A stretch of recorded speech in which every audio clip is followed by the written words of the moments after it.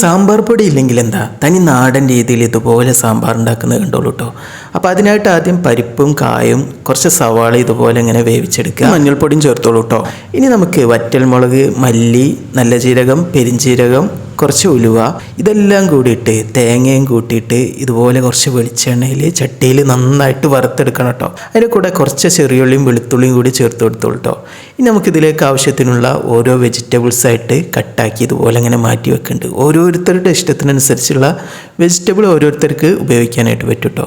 ഇനി പുളി ഇതുപോലെ ഒന്ന് കുതിർത്തതും ഈ ഒരു പരുവത്തിൽ വേണം കേട്ടോ നമ്മൾ വറുത്തെടുക്കാനായിട്ട്. അപ്പോൾ കഷ്ണങ്ങൾ ആ പരിപ്പ് എന്തെങ്കിലും ഇട്ടിട്ട് കൊടുത്തിട്ട് ആവശ്യത്തിനുള്ള ഉപ്പും കൂടി ചേർത്ത് നന്നായിട്ട് പുളിവെള്ളം ചേർത്ത് വേവിച്ചെടുക്കുക. വെന്ത് കഴിഞ്ഞിട്ടുണ്ടെങ്കിൽ ഇതുപോലെ അരപ്പാക്കിയിട്ടുണ്ട് കേട്ടോ. ഇതെല്ലാം കൂടി ഒരു വിസിൽ വരുന്നത് വരെ ഒന്ന് വേവിച്ചാൽ മതി. ആ അരപ്പും കൂട്ടി വീണ്ടും നന്നായിട്ട് തിളപ്പിച്ചെടുക്കുക കേട്ടോ. ഇനി ഈ ഒരു സമയത്ത് കുറച്ചുകൂടി ഉപ്പും മല്ലിയിലയും കറിവേപ്പിലയും കൂടി ചേർത്ത് നന്നായിട്ട് വീണ്ടും തിളപ്പിച്ചെടുത്താൽ സംഭവം സെറ്റായി. അതിലോട്ട് നമുക്ക് താളിപ്പും കൂടി വെച്ച് കൊടുത്താൽ ടേസ്റ്റി ആയിട്ടുള്ള നാടൻ സാമ്പാർ തയ്യാറായിട്ടോ.